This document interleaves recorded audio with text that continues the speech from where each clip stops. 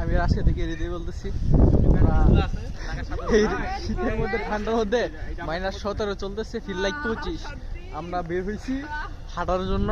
এটা হচ্ছে আমরা 3 কিলো হাঁটার পর দেখি আমাদের হাত পা একদম বরফের মতো হয়ে গেছে, মানে হাত যা আছে আমরা নিজেই ফিল পাইতেছি না। তারপর দেখি যে এখানে ওই দ্বিতীয় বিশ্বযুদ্ধের সময় এখানে কি জানি স্মৃতির জন্য ওরা ওই এখানে অগ্নি চালু রাখছে সব সময়, 24 ঘন্টায় মানে জ্বলে। এখানে আসলাম, আসার পর আমরা এই যে দেখতে পাচ্ছেন শরীরটা একটু গরম করতেছি, হাতটা একদম মনে হয় হাত পা আমাদের জীবন পাইছে।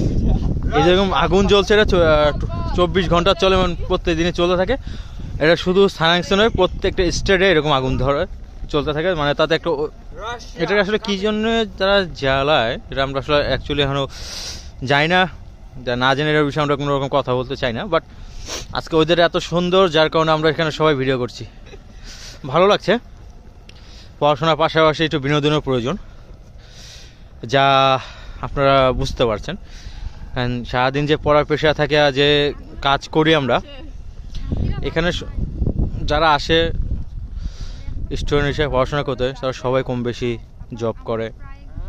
কারণ জব ছাড়া চলা যাবে না, কারণ ফ্যামিলি থেকে আমরা আর কত নেব। বাবা মা যত দিয়েছে আলহামদুলিল্লাহ, এখন আমাদেরও তো নিজের পায়ে দাঁড়াতে হবে।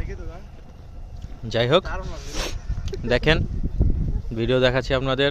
যদি আপনাদের কাছে ভালো লাগে, লাইক সাবস্ক্রাইব অ্যান্ড কমেন্ট করবেন এবং শেয়ার দিবেন, তাহলে আমরা আরও অনুপ্রাণিত হব। নতুন নতুন ভিডিও, টাকা ইনকাম করবেন, ধুমধাম। তাহলে আমরা আপনাদের কাছে আরও নতুন ভিডিও আপলোড করব। প্রচণ্ড ঠান্ডা, হাত বরফ হয়ে যাচ্ছে। এই যে ওরা তাপ নিচ্ছে। আমাদের সাথে একজন আছে সুদানের একজন মেয়ে।